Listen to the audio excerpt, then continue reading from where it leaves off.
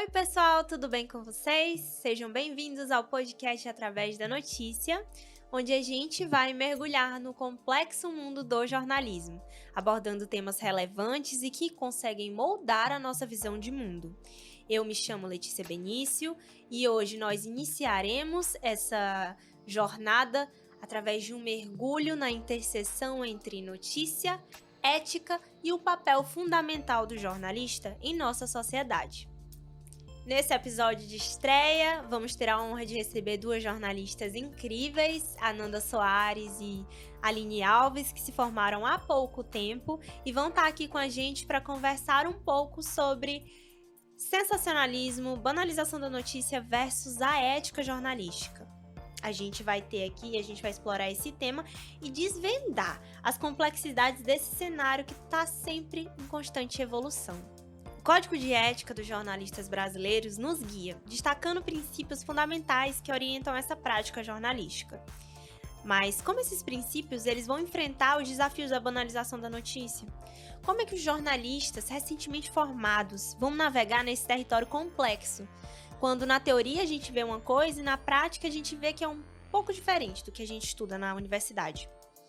Preparem-se para essa conversa reveladora, repleta de insights, onde a gente vai explorar as experiências profissionais, desafios éticos e aprender, com essas vivências desses jornalistas, enquanto buscamos respostas para uma pergunta: como manter a ética em meio a essa busca voraz pela notícia? Fiquem conosco ao longo desse episódio fascinante e sem mais delongas, vamos dar início a esse diálogo essencial sobre a banalização da notícia versus a ética.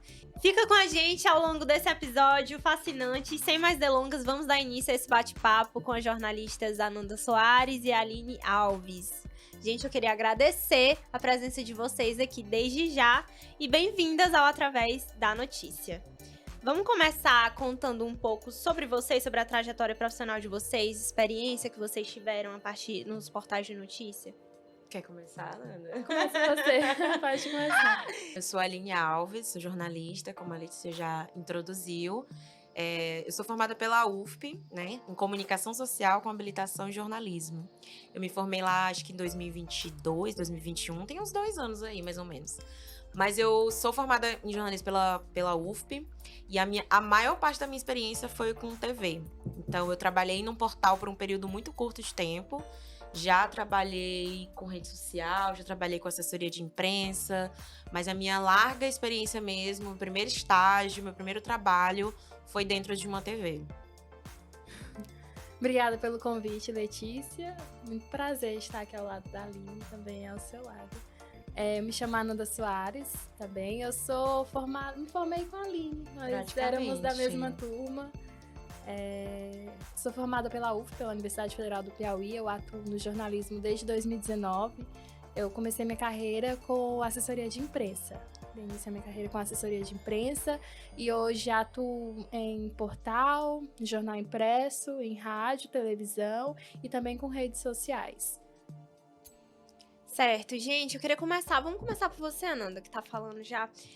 Tu pode compartilhar com a gente uma experiência específica onde você percebeu a banalização da notícia ou enfrentou algum conflito ético no teu trabalho, no portal? No portal, especificamente, certo? No geral, pode falar no geral. Sim, eu acho que assim que eu coloquei o meu pé numa redação, eu já entrei com a visão de que na academia nós sempre... Isso. Romantizado, porque nós tivemos acesso a tudo de uma certa forma orientado por nossos professores, aconselhado, exemplos de casos gravíssimos, como escola base, em que nós somos ensinados a não seguir o pronto. Na academia nos ensinam muito você não deve seguir esse caminho e esse aqui que é o correto e tudo. Só que em prática, gente, alguns casos chegam até você e você fica, meu Deus, a orientação quanto a isso, o que é que eu faço? E dentre esses casos, como você citou, que te chocaram. Me cobrou senso, humanização, claro, foram casos de feminicídio, de violência contra a mulher. E assim, eu sempre fui uma pessoa muito crítica. Até mesmo antes da universidade, isso era um assunto que eu discutia muito com a minha família, porque nós vivíamos em um ambiente saudável, no entanto, na vizinhança acontecia casos de violência doméstica. Eu sabia o que era aquilo, eu discutia com a minha mãe e eu lia muito sobre. Na academia foi que veio o choque de que, por exemplo, a gente às vezes recebe uma notícia a partir de outros portais. A forma como eles abordam e que chegava até a gente, faça uma notícia a partir disso. É aí onde a gente acabava detectando esses sinais de banalização de notícias, de violência contra a mulher e de tudo. E, de certa forma, eu não digo na minha experiência, mas eu ficava me questionando por que essa abordagem, será que eu tenho que seguir isso? Mas eu tive sorte de ter professores que me ensinaram a como não seguir e também tive a liberdade de apresentar isso também para as pessoas e o apoio necessário. Porém, eu já vi muitos colegas repetindo erros que a gente tá na cara, gente, que aquilo ali não mexe com todas as mulheres, mexe com todas as mulheres, no caso. E é difícil trabalhar com isso. A gente aprende uma coisa e quando a gente vai ver na prática é outra totalmente diferente. Principalmente na questão da violência doméstica, violência contra a mulher. Muitas vezes a notícia trata a questão mesmo da violência em segundo plano. Eles sempre tentam achar algum outro argumento, algum outro enfoque que torne, às vezes, a vítima culpada da situação, não é? Isso. E Saline, você também tem tido essa percepção? Que dentro da comunicação, principalmente da comunicação rápida, de portal, de rede social, há uma tendência muito grande de que as pessoas chamem a atenção de quem está lendo. Por isso, muitos colegas mesmo nossos, assim, que estão atuando nesse mercado da comunicação, a gente já viu cometer esse tipo de erro, sabe? De trazer uma notícia de forma não apurada, ou muitas vezes só por estar ali dando em primeira mão, sequer ouvir o lado da vítima, ou só dando dados e explorando coisas que talvez não fossem necessárias, principalmente para um caso de feminicídio. Eu acredito que as redes sociais, elas têm influenciado muito essa questão de você estar apurando, de você ter consciência de fazer aquilo, não com aquela rapidez de precisar dar em primeira mão, porque a Choquei tá dando, ou porque o Twitter todo tá falando sobre isso, ou a gente vê muito daqueles tweets da galera que tá lá no Twitter, tá acontecendo isso em tal lugar e ninguém tá falando sobre isso. Às vezes a gente tá lá pesquisando, tá tentando contato com a prefeitura, com o governo do estado, com o corpo de bombeiros, mas a gente não pode atropelar as coisas, passar por cima de protocolos, e só pra chegar lá e dar a notícia em primeira mão. E muitas vezes o que a gente observa é que existem pessoas que fazem isso dentro da comunicação, que acaba contribuindo com essa banalização da notícia. Hoje muitas pessoas se sentem jornalistas porque conseguem dar notícias. Mas quando eu escolhi o jornalismo, quando eu entrei na graduação, o que eu tinha em mente era ser um agente social de mudança, que é o que a gente aprende dentro da universidade. A gente não tá ali só para dar notícia, a gente não tá ali só para compartilhar, só para ter acesso, só para ser visto pelo público. A gente tá ali para fazer a mudança. E como eu tava falando antes, eu creio que as redes sociais tenham impulsionado essa banalização da notícia como a gente vê hoje. Pela questão da velocidade, né? Exatamente. Hoje a gente consome tudo muito rápido. Chega pelo Twitter, chega pelo Instagram. E aí, se você não... Você abre... Eu já fiz isso também. Eu vi a notícia no Twitter, fui abrir o G1, não tava lá. Eu fiquei, gente, como assim? Vocês não estão dando essa notícia? Coisa que tá acontecendo agora. Teve a guerra lá na Ucrânia, que quando estourou, o primeiro veículo que deu foi a Choquei. Eu fiquei, gente, como assim? Twitter, né? Um perfil de Twitter que não tem histórico de compartilhar conteúdos noticiosos, informativos, está dando em primeira mão a guerra que está acontecendo entre dois países, duas potências mundiais. E eu mesmo passei por cima do meu próprio protocolo jornalístico, né? De, não, gente, calma, estão apurando, estão conversando, estão vendo o que está acontecendo para dar uma informação realmente completa e de qualidade, uma informação verídica. Como surgiram muitas fake news pós-estouro da guerra, né? Que a própria Choquei compartilhou isso. Gente, vocês chegaram a se decepcionar? Tipo, vocês saíram da universidade pensando que ia ser uma coisa e vocês entraram no mercado de trabalho e às vezes vocês passaram por situações que fizeram vocês colocar a sua ética em à prova, sabe? Vocês chegaram a se decepcionar com essa questão de serem pressionadas pelo jornalismo, a ética de vocês lá, tá? Meu Deus, o que é que eu faço? O jornalismo é isso, eu estudei uma coisa e eu tô vendo aqui uma coisa totalmente diferente e tal. Vocês já chegaram eu a acho que isso é muito lidar com isso? comum pra todo mundo que faz jornalismo, né? Você ter aquele boom, aquele choque de quando você... Eu comecei a estagiar muito cedo. Eu acho que era o terceiro período. Entrei no estágio no terceiro período. Eu acho que eu comecei a trabalhar em TV. Nunca tinha pago a disciplina de TV. Entrei sem nem saber pra onde era que eu ia. E foi um choque pra mim, porque... Quando eu tava na universidade, todas as matérias que eu tava aprendendo eram muito teóricas. Era história da imprensa, era teoria do jornalismo, introdução ao jornalismo. Então eu não sabia nada. Eu fui assim na cara e na coragem. Vou aqui e vou tentar aprender o que der. E aprendi muita coisa, sou muito grata ao meu primeiro estágio. Foi de lá que surgiu assim meu amor pela TV, meu amor pelo jornalismo esportivo. Mas teve o choque, assim, quando você entra e você vê uma redação, você vê as coisas acontecendo, a forma como elas são apuradas, os deadlines dos jornais. São coisas que você não imagina dentro da graduação. Porque ali eu paguei disciplina de tele já depois de ter estagiado em TV. Então, quando eu comecei a pagar TV, e eu ficava vendo assim, o professor explicando como é que faz uma pauta, explicando o que é o deadline. Eu falei, gente, eu já sei tudo isso, mas não preciso pagar essa matéria.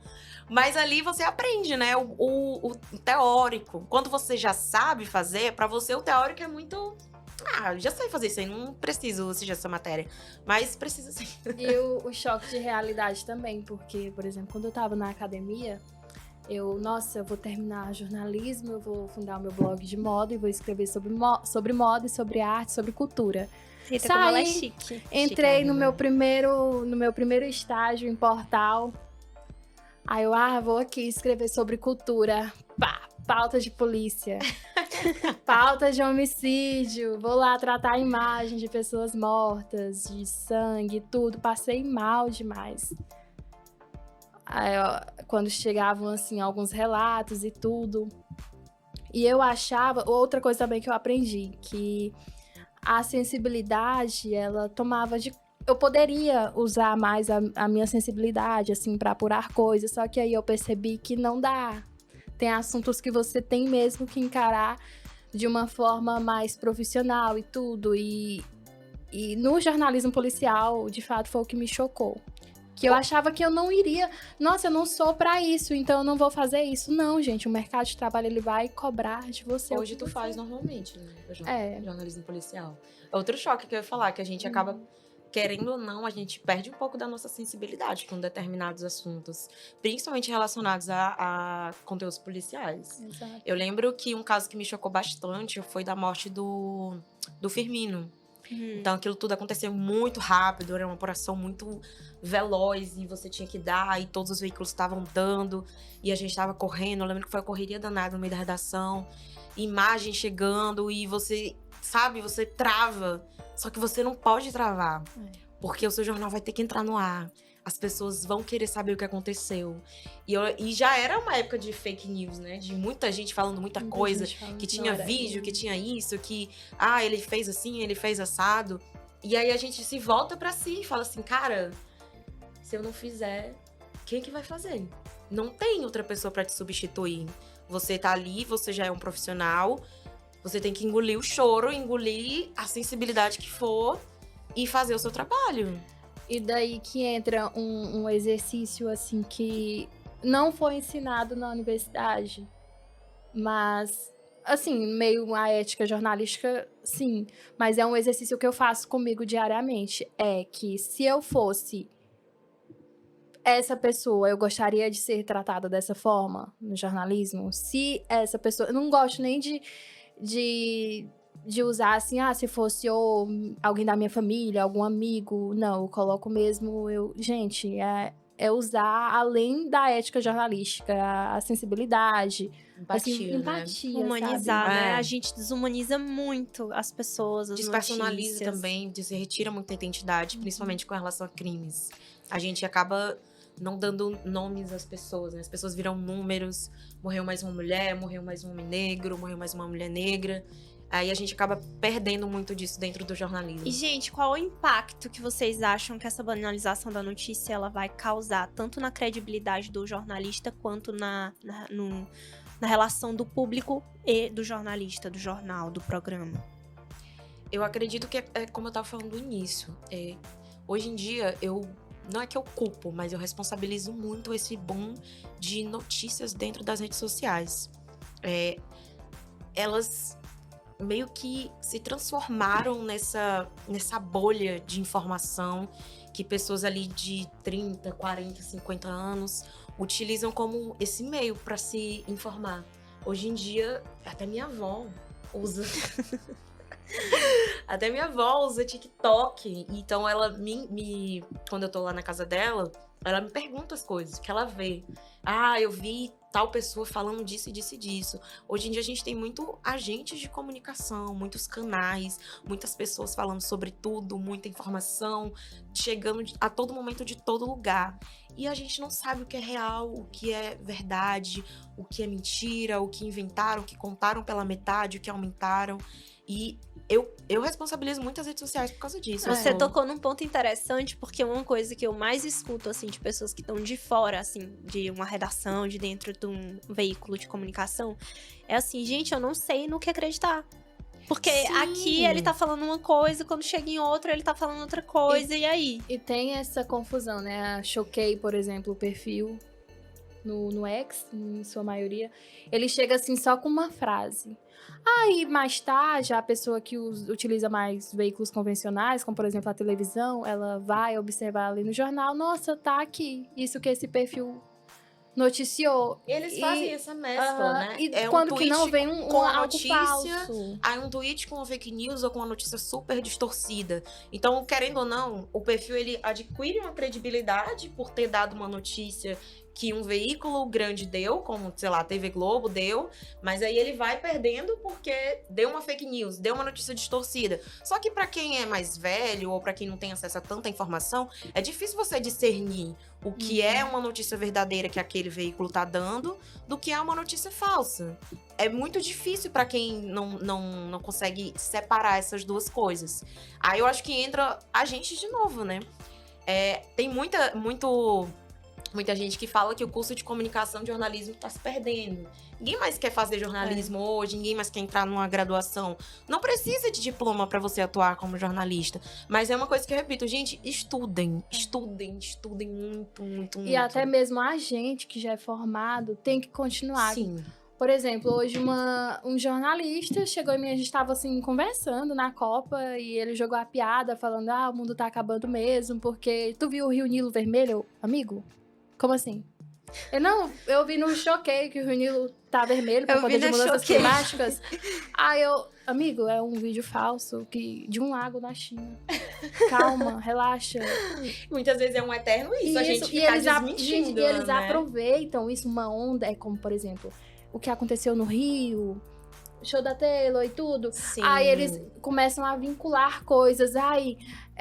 As pessoas estão brigando, tá tendo muita coisa acontecendo ao mesmo tempo, eles engatam um assunto atrás do outro. Espalham um pânico geral. Um pânico. O sensacionalismo, ele traz muito pânico, né? Um show que ele tá fazendo. É como se eles tivessem aprendido a fórmula pra engajar e trazer seguidores, que é o sensacionalismo. Não é você escrever uma notícia, não é você apurar, não é você ir atrás da informação. É você escrever uma manchete com um título distorcido, com a imagem que chama super atenção. Pronto, tá ali, o seu trabalho tá feito, é aquilo ali que é a notícia. Só nessa conversa aqui com a gente, por exemplo, eu cometi um erro. Que agora eu lembrei, veio assim um flash. Não é na China, é no Chile. É um lago no Chile, tá vendo? A Choquei teria já cortado esse trecho e utilizado. O lago, ele fica na China. Jornalista Nanda Soares confirma que lago na China. Exatamente. Tá vendo? Tem disso também. E vocês já enfrentaram pressões internas pra sensacionalizar alguma notícia? Como é que vocês lidaram com isso? Tu fala de mim mesma? Não uma cobrança de você mesmo, mas cobrança dos chefes, assim, uma demanda. Você tem que... Não, você não pode fazer assim. Você tem que fazer de outro jeito, porque assim, tá muito sem graça. Eu não acho que tenha sido uma pressão, mas eu recebi... Sensacionalizar uma história. Eu acho que...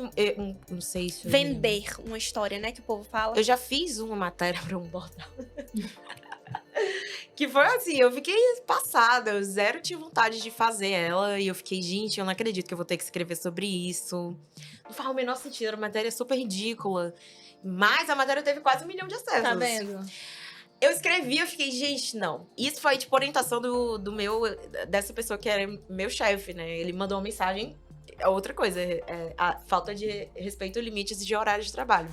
Ele mandou uma mensagem meia-noite com o link dessa matéria e falou assim, ó, faz aí. Aí, no sábado de manhã, eu fui responder, peguei a matéria, eu abri, eu fiquei, gente, tinha 2 parágrafos de matéria. Fiquei, não. Não. Não tinha informação de nada, nem o nome da pessoa, não tinha nem o nome do lugar. Eu tive que procurar, fuçar em outros lugares.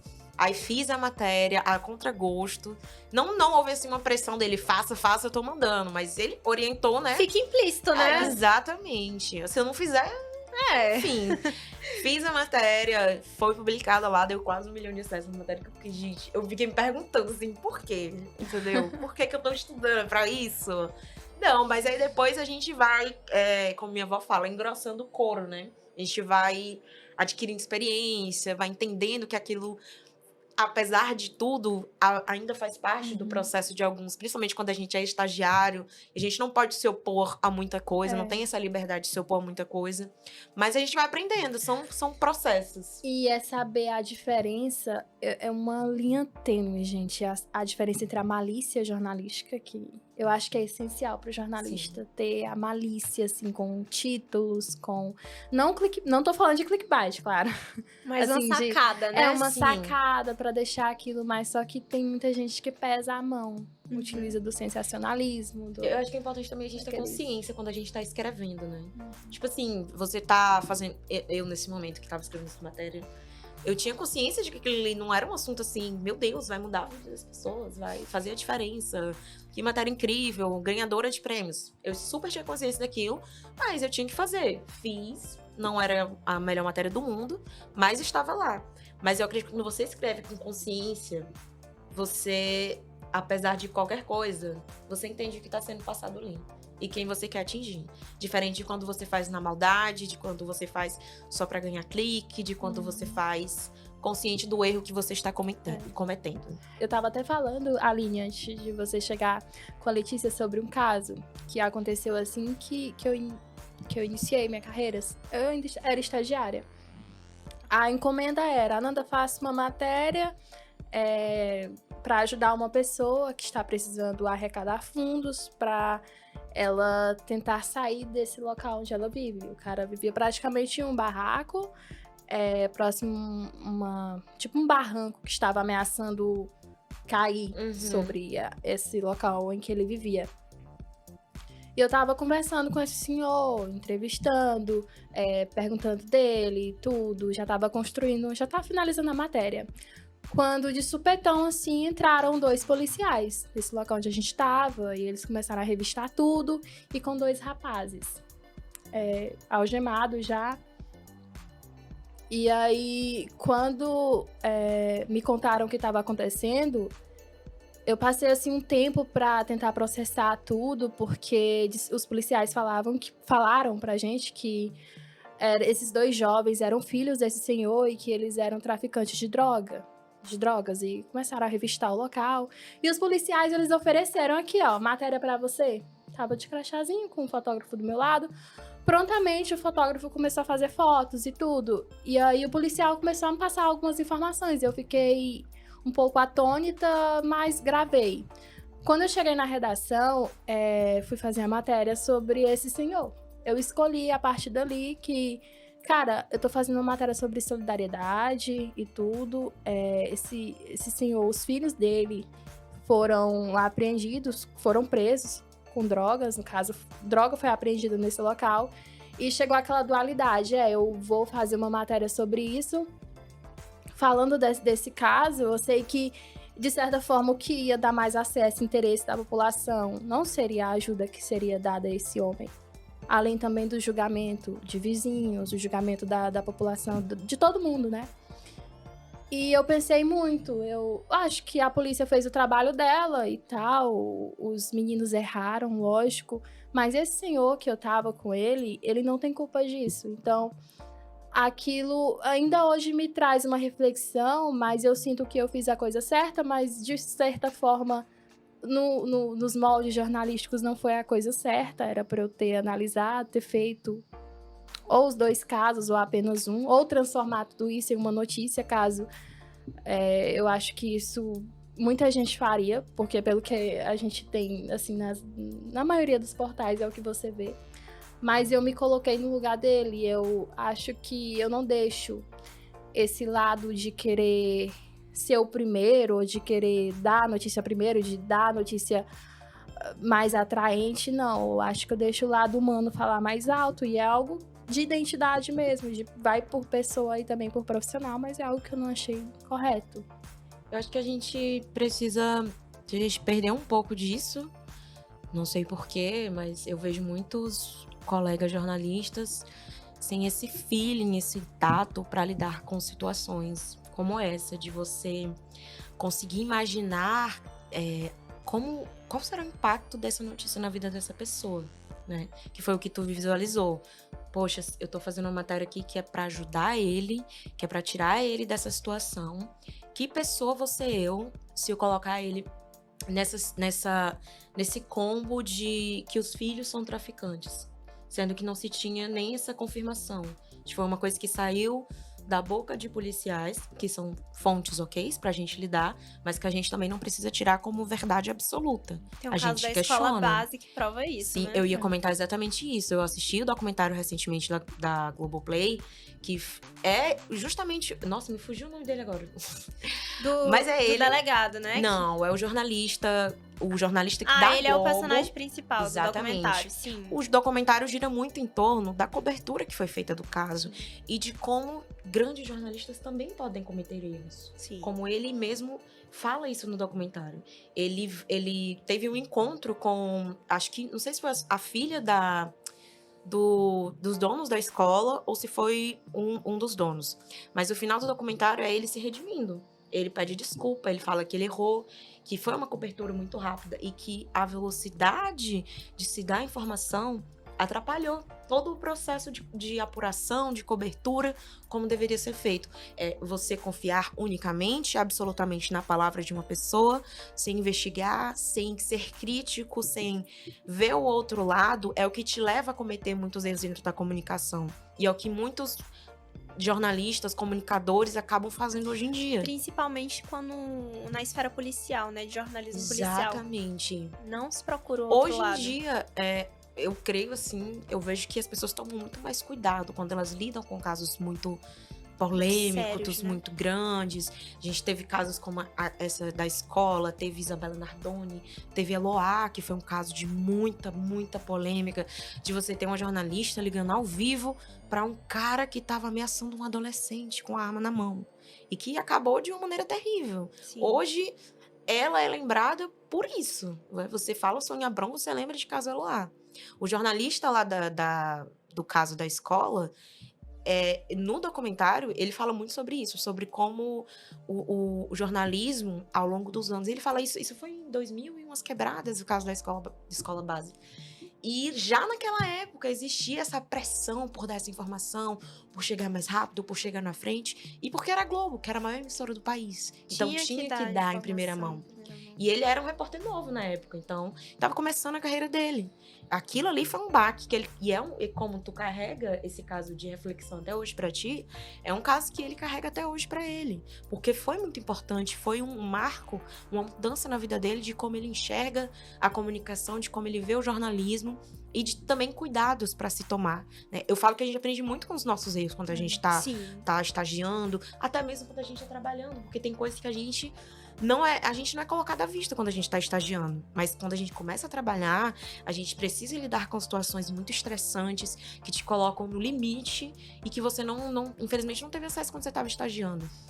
Isso. E depois desse caso, quando eu cheguei na redação, né, no dia seguinte não tinha saído essa matéria que o fotógrafo que estava comigo fez as fotos dos meninos sendo apreendidos, e ele me pressionou, então, cadê a matéria? Eu falei, eu não fiz.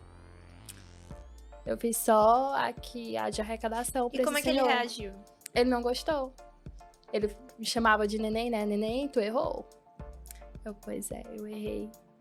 Eu acertando. Mas eu senti que eu acertei, mas assim... Gente, eu penso nas pessoas em primeiro lugar, antes de tudo. E tu, Aline, teve algum caso assim que te marcou nesse sentido? Cara, eu acho que o do Firmino foi o que mais me marcou. Por questão de cobertura, assim, porque foi muito... É como eu te falei, tem coisa que a gente não passa quando a gente tá estagiando. Mas eu já tava trabalhando como jornalista, né? E foi uma cobertura surreal pra mim, assim, de você ver as coisas acontecendo. É uma coisa que a gente se prepara, entre aspas, mas a gente só sente quando tá acontecendo. Quais foram os aprendizados que vocês tiraram, assim, dessa experiência? Eu acho que muito... É o que eu te falei, que a gente perde um pouco da sensibilidade. Foi um pouco da sensibilidade, mas uma questão muito pra você se centrar. A gente, como mulheres, aqui mulheres jornalistas, a gente é cobrada muito pra não ser sensível às coisas, pra não se sensibilizar com o que tá acontecendo, porque acham que a gente vai, não vai querer fazer, porque vai chorar, porque isso, tá. Então, nesse momento ali, eu realmente chorei naquele dia. Então, eu fui no banheiro, chorei e falei, cara, não posso. Eu podia chorar, porque era um caso muito, muito pesado, envolvia muita coisa. Mas eu chorei, parei e voltei. E foi ali um momento, acho que quando você atravessa aquela linha, que você vê do outro lado e você fica, caraca, muita coisa acontecendo. E foi ali que eu subi um degrauzinho ali na comunicação, que eu falei, poxa, acho que isso aqui vai não me tornar uma jornalista melhor, mas uma profissional mais preparada para lidar com esse tipo de acontecimento. Isso, eu acho que, pra mim, o aprendizado que fica é que não dá muito pra você separar. Eu sei que pra algumas pessoas é mais complexo e tal, mas pra mim, eu acho que não dá pra separar a pessoa sua vida da sua profissão, no caso. Mas eu tento não pensar muito sobre isso, porque eu acho que a minha vida reflete no meu trabalho e o meu trabalho reflete na minha vida. E tem coisas que eu não quero pra minha vida e tem coisas também que é isso que eu não quero pro meu trabalho. Eu não quero que afete, que respingue. Por mais que seja isso que seja cobrado, né? Um profissional que não misture as duas coisas. Um robô, né? É, um robô, tipo... Que não sinta em Severance, eu não sei se vocês já assistiram, mas Já. lá é uma série que a pessoa chega no trabalho e ela esquece tudo que ela fez em casa, e quando ela chega em casa, ela esquece tudo que ela fez no trabalho, ou seja, ela se separa completamente do eu pessoal e o eu profissional. E isso é muito que se fala, né, no mercado, que eles exigem da gente. Mas eu acho que o nosso eu pessoal e que influencia no nosso trabalho é o que nos torna um profissional ímpar, um profissional diferente, é o nosso diferencial. De como lidar com as informações, de como lidar com aquela coisa, entendeu? Tu puxou esse adendo, eu vou lançar uma polêmica. Fica à vontade. Falando em ética, né? Hoje a gente convive com muitos jornalistas e, gente, uma coisa que eu tenho achado muito assim, sei lá, você tá ultrapassando uma linha complicada, que é você usar essas inteligências artificiais para reproduzir conteúdo que deveria ser feito por uma pessoa. Produzir um roteiro, produzir uma matéria, produzir uma pauta. Você tá ultrapassando alguns limites, né? A gente tava falando que as pessoas querem que nós sejamos robôs. Os robôs já existem, estão aí. Seremos substituídos por eles? Não teremos mais jornalistas ou só teremos o chat GPT para falar sobre essas coisas que acontecem? Um dia desse, eu fiz uma matéria, né? Acho que foi pra editoria Piauí. E um portal, eu acho que foi de Parnaíba. Ele pegou essa minha matéria e jogou no chat GPT. Amiga, ele jogou de um jeito que apareceu até, sabe as publicidades e tudo? Então ele nem prestou o chat atenção, ele não prestou atenção. Não. Ele jogou no Copia e chat. cola. E aí o chat GPT inventou uma frase sobre essa publicidade. Aí tinha o texto, aí nada a ver um parágrafo de publicidade da Unimed. Unimed não sei o quê. Meu Deus. Eu acho, assim, que as inteligências artificiais contribuem muito para o nosso trabalho de jornalista. Elas ajudam a gente. Principalmente é pra quem trabalha com rede social. Mas elas cara. deveriam ser uma ferramenta de auxílio, não pra fazer a nossa não pra parte. fazer o nosso Não é trabalho. pra fazer. Olha, e nem pra nos substituir como Pois é. pessoa. Lembrando do que tu falou e pegando o que tu falou, a gente vê muito hoje em portal, quando a gente vai lá procurar as matérias, vai ler alguma matéria no portal, e a gente vai fazer uma pesquisa de vários portais, a gente vê muito que tem uns portais que é só um copia e cola. É. né? É o mesmo texto. A pessoa ela não se Mesmo preocupa em padrão. verificar. Ela coloca, literalmente copia e coloca o texto. Mas é muito disso. Gente, muitas como vezes é nem que- se importa, como é que o porque não são jornalistas. Exato, como é que o profissional não se sente mal de não tá botando assim a mão dele naquilo ali Não tá de fazendo o fato, ele tá trabalho só dele. pegando o trabalho de outra pessoa e copiando. Como é que ele não se sente mal com isso? Como é que ele não se sente mal com a ética profissional dele? Que ética, né, que tem isso aí? E não é tão gostoso você, assim, pegar uma notícia, pegar uma pauta, conversar com uma pessoa, pegar outro ângulo da notícia, não pegar, aconteceu isso e aquilo. Todo mundo coloca na mesma coisa, gente. Sim, quando- falta apurações, faltam mais lados, diversidade, né, de relato. A gente vê sempre aquela mesma coisa. Sim, acontece um fato e aí todos os veículos dão a mesma A notícia, mesma da mesma coisa, forma. a mesma fonte. Quando eu trabalhava em TV, era uma coisa que eu gostava muito de fazer, era de falar no telefone, cara. Eu adorava ligar pras pessoas, porque eu acho que ali, quando você tá tendo aquela conversa, a pessoa ela se sente muito mais à vontade pra Melhor do que compartilhar áudio no coisas com WhatsApp, você. né? Ou mensagem. Mensagem. Porque Muita ali gente você tá gosta daquela conversando rapidez, sozinho, você tá, não, exatamente. me manda aqui um áudio. A pessoa tá falando, Não, gravando áudio pra quem? Ela Mas não você se sente, liga, né? você entende e você consegue enxergar outras nuances dentro daquela mesma coisa, né?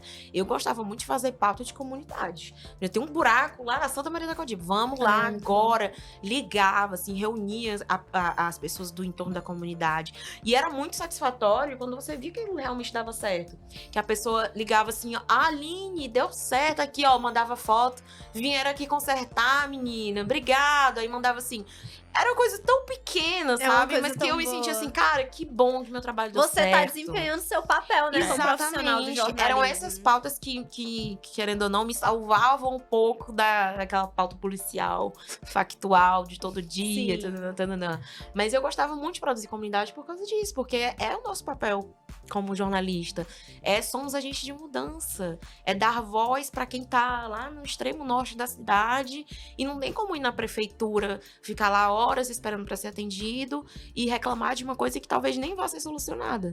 O nosso papel é esse. E eu acredito muito nisso. Eu acredito Isso. muito que nós somos agentes de É mudança. um dos pontos do jornalismo, gente, que se você não vai estar romantizando, mas essa é a verdade. Quando você tem contato com a população, você tem uma maior liberdade para ter contato também com entes públicos, por exemplo, e você consegue resolver uma situação para uma pessoa que está precisando e ela te retorna.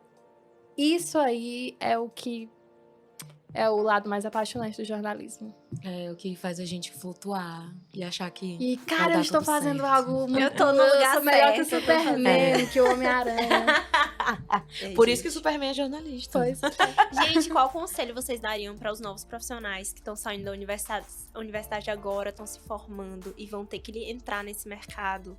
Esse mercado super exigente, que exige um profissional um profissional que que seja um robô, que tem que fazer as coisas na hora, que tem que entregar nos deadlines e tal. Qual conselho que vocês dariam para esse jornalista que tá se formando agora? Meu Deus do céu. Cara, estudem muito, muito. Conhecimento é uma coisa muito valiosa, que eu acho que poucos de nós temos hoje em dia.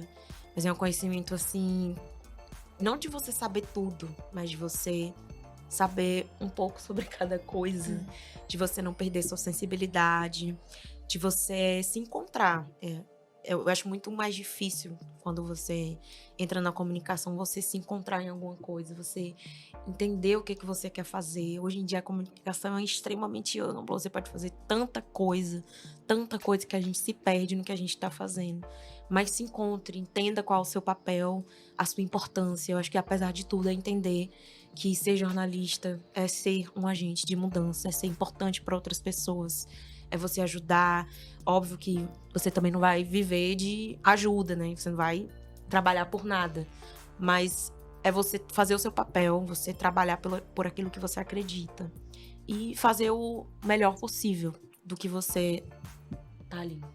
E também ser uma pessoa muito curiosa. Eu acho que a curiosidade, ela tá ali no centro de tudo. Não ter medo de perguntar.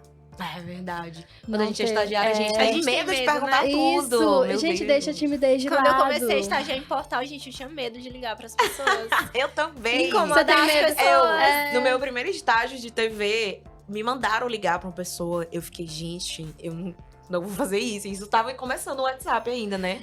Aí eu mandei mensagem, a pessoa não respondia. Aí eu fui falar assim pro meu chefe, eu falei assim, eu mandei mensagem aqui no WhatsApp, não respondeu, ele liga. Aí eu liguei. Aí a pessoa atendeu, eu desliguei o telefone. Eu fiquei. O que eu falo Eu pra fiquei- ela? o que Outra eu coisa falo? também que o jornalista precisa ser sem vergonha. É verdade. Ter a cara limpa. Gente. Ai, gente, peraí. Eu posso fazer isso? Se vocês souberem o Faltou horário que eu fulano ligo pras aqui. pessoas hoje. Faltou fulano Sim. fazer isso aqui no jornal, no portal, na TV, na rádio. E eu posso fazer? Vai lá, se entrega. Acho que Dá a cara a Tem isso tapa também. mesmo, né? tenha vergonha A não. gente tá aqui pra isso, pra aprender, E pra suporte se jogar. críticas, suporte aquela carinha ruim do coleguinha, porque sempre vai acontecer. Jornalismo envolve também muita vaidade. E ego também, né? Muito. Ai, gente. Vamos entrar no vamos- difícil.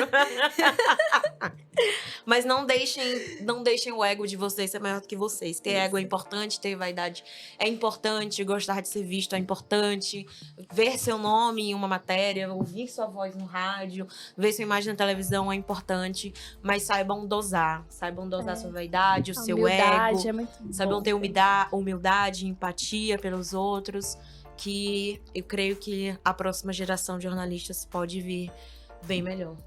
E estudem o código de ética do jornalismo. Sim, por favor, Não pelo esqueçam, amor de é Deus. muito importante. É muito importante, gente, estudem. Gente, eu quero muito agradecer a presença de vocês aqui hoje. Foi um bate-papo sensacional. E assim, gente, a gente tá chegando ao final desse episódio profundo sobre a banalização da notícia versus a ética. A gente quer expressar a nossa gratidão por você que acompanhou até aqui. E as jornalistas Ananda e Aline, que ficaram aqui e deram esse bate-papo super legal pra gente, deram essas opiniões. E eu agradeço a todos que acompanharam até aqui novamente. Se você não fez, não esqueça de seguir nosso podcast através da notícia para não perder nenhum episódio no futuro.